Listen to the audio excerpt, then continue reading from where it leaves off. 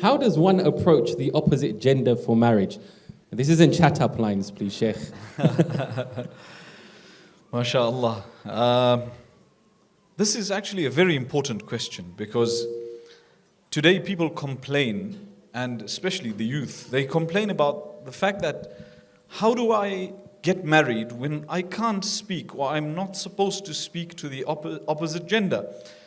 And oftentimes there are cultural barriers more than there are Islamic barriers.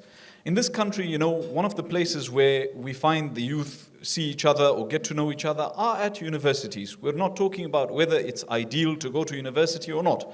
But they are there. You see someone you like. You see someone you are interested in. I think there is nothing wrong with you approaching that person, striking up a conversation in a good manner. Don't use the chat up lines. Strike up a conversation in a good manner with regards to perhaps course material or anything. Use your imagination. And then when you find the appropriate time, express your intention. Say, I've come because, X, Y, and Z. I have some interest in you. Are you interested? My interest is based on Islam. I'm looking for nikah, etc., etc.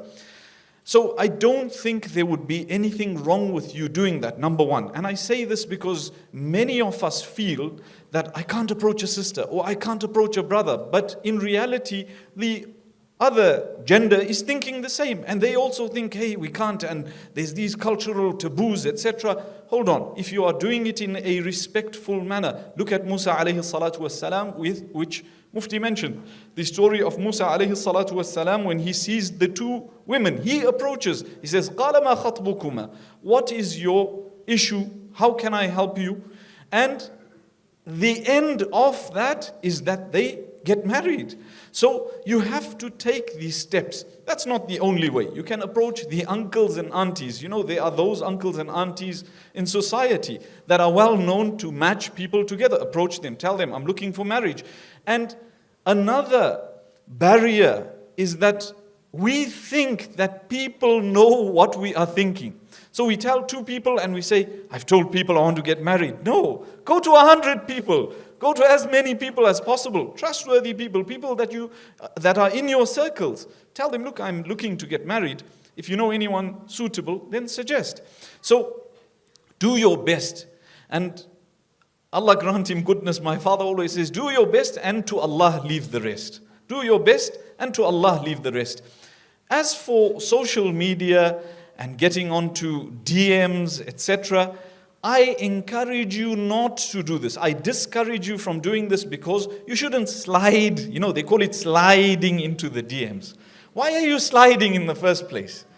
There's a negative connotation to that. Why are you sliding? Go, knock on the door, say, this is what I want, So,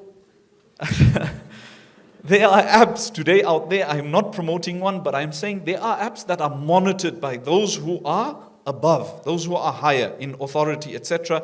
From the management of the app. They are monitored.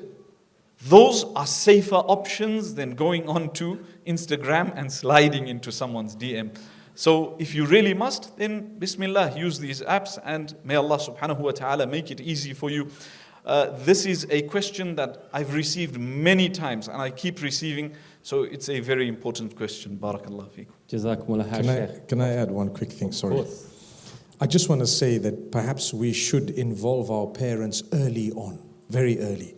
Because when you don't, you're bitten a lot of the times. So even, and what Sheikh Ibrahim is saying is right, that you are at a university, you are working, you have colleagues, you see someone, you watch them with their deen, you see prayer time, they're taking it seriously, such a lovely brother or sister, you need to open your mouth.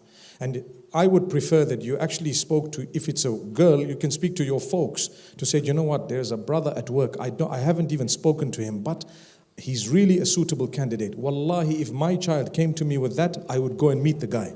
I would take him out for a coffee. I, as a father, would go and take him out for a coffee and tell him, you know what, I believe you're working with my daughter. Well, mashallah, etc. Take him a bottle of perfume and so on. And suss him out. And then you can pick up, if he's really not what he is, you're going to do your research. The problem is when she's already developed a relationship with her, she wants me as a parent to come in and rubber stamp a guy who's on weed. Come on, no ways. Yeah, I'd send him to my grandfather to polish his tajweed first.